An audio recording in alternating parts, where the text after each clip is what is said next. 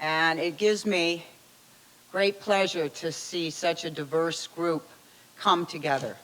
NGOs, business leaders, individuals who run utilities, people who have state, local, regional responsibilities in the area of water. And I couldn't think of a more profound time to have this kind of a gathering. So I want to thank Protect the Flows, Nuestro Rio, and Senator Reid for putting all this together and giving us this opportunity to sit here in the Springs Preserve and have a conversation that is going to go on for some time. This is probably one of the more difficult years that's been experienced in two different areas. And those two different areas are inextricably linked.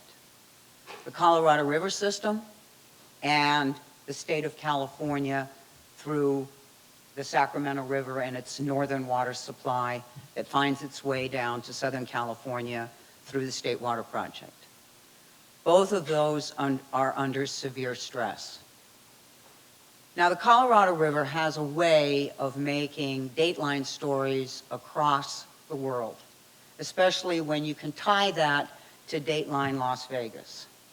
And as I've been reading the press releases and I've been reading the news stories, those that appeared in England and those that appeared in the East Coast and in other parts of the world, I don't know whether to laugh, cry, or just shake my head.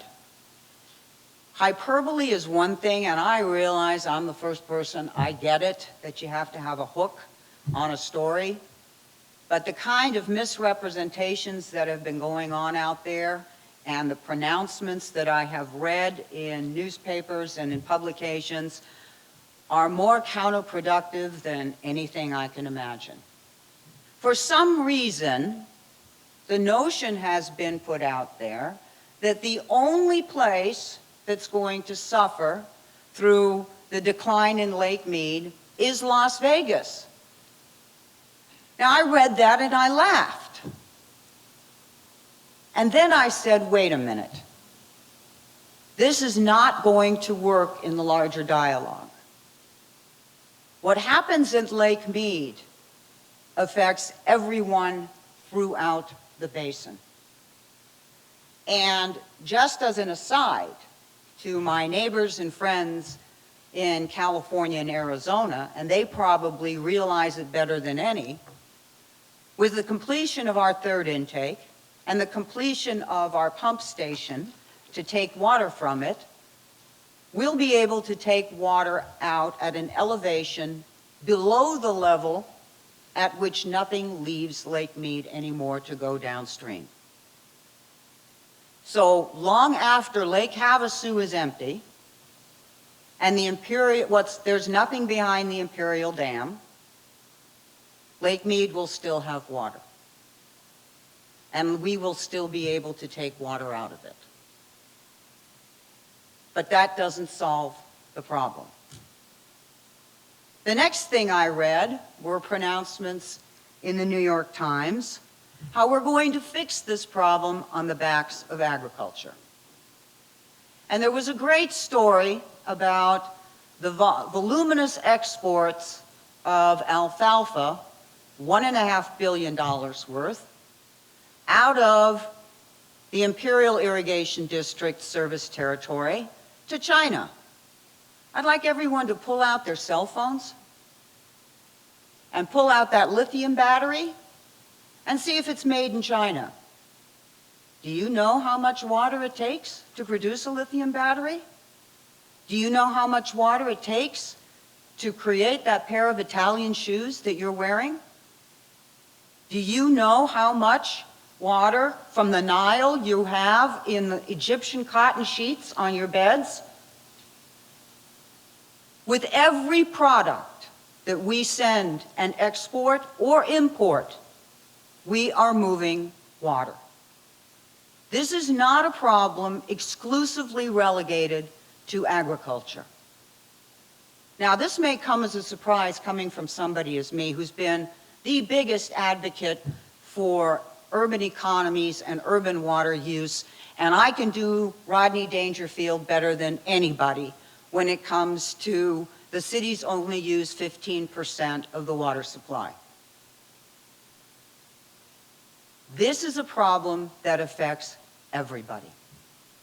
I'm going to challenge you today, as you listen to panels and you listen to speakers, to think of yourself in a different context.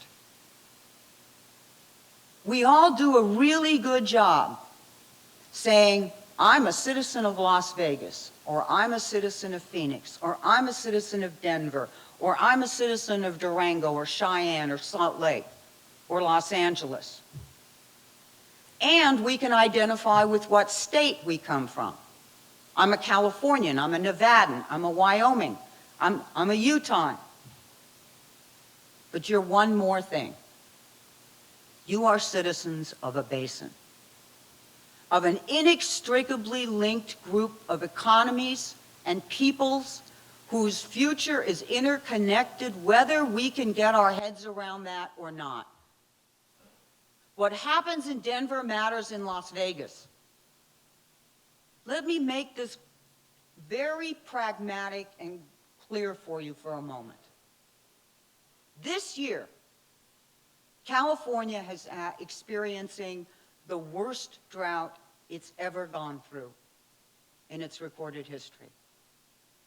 If we have another year like this year in this coming winter, I can't even imagine what California is going to look like.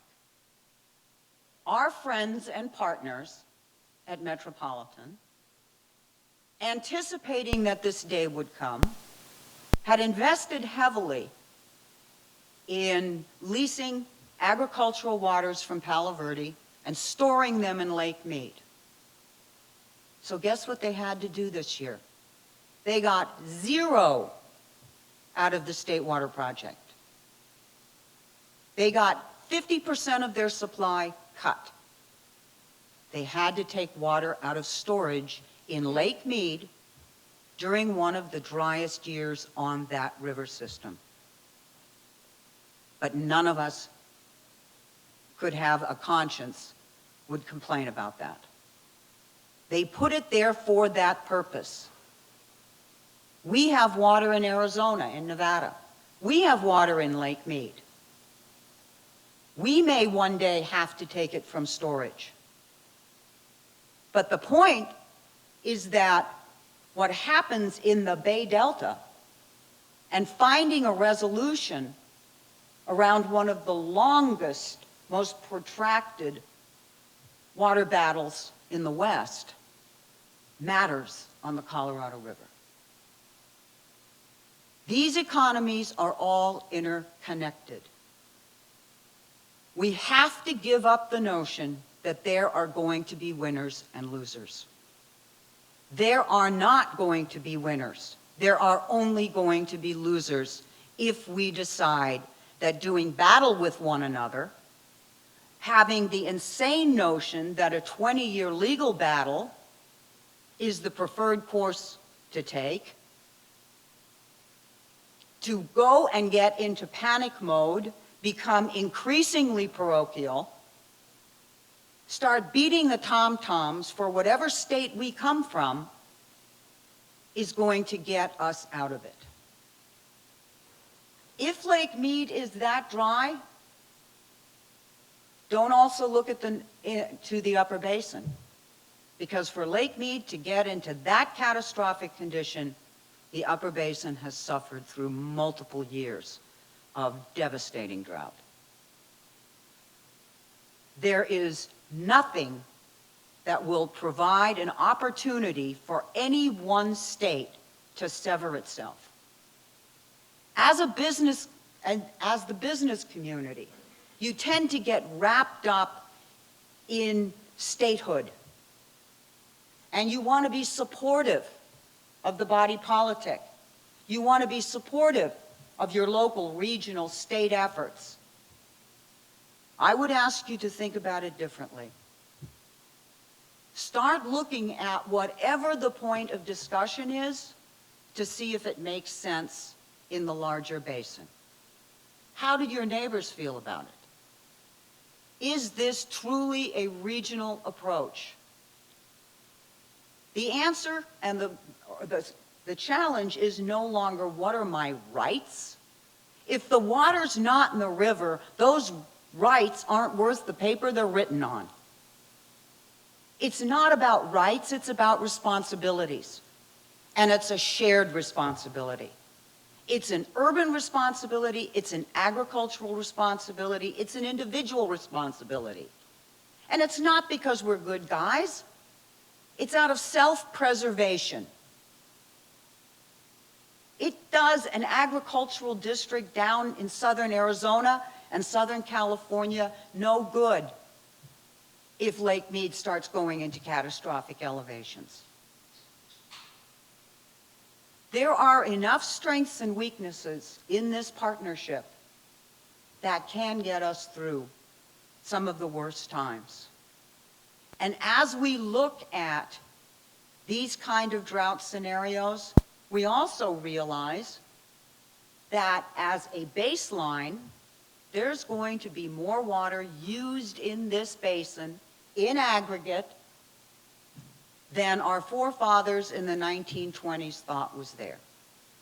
So there's a new baseline normal that only cooperation is going to get us to.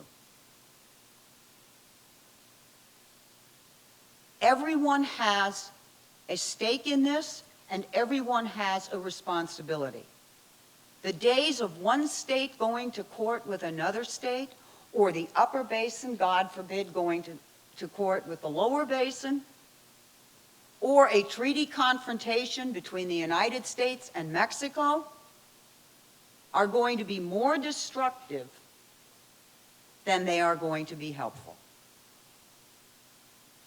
Keeping our calm, not hitting the panic button, not listening to the hyperbole, not having the notion that either the world is coming to an end or we somehow will come out on top, and making sure that this business consortium from multiple states, as it has an opportunity to get to know each other, understand each other, can begin to talk about those basin-wide solutions. What we're facing is survivable.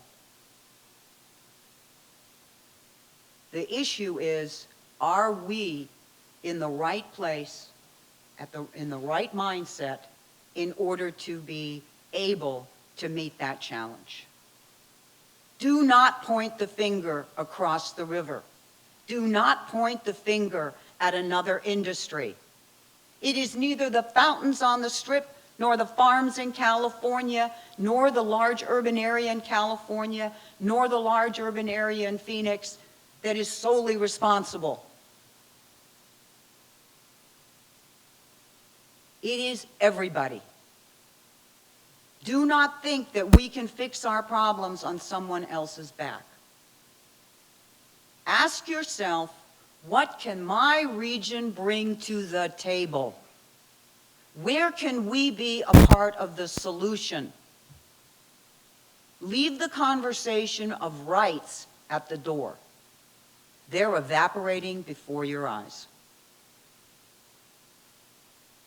The role of the business community in the future of this basin is only going to increase. But it is not going to be a business community that looks for strident, silver bullet solutions. The future is a mosaic. Each one of us has an opportunity to put a piece in that much larger puzzle of survival. Thank you.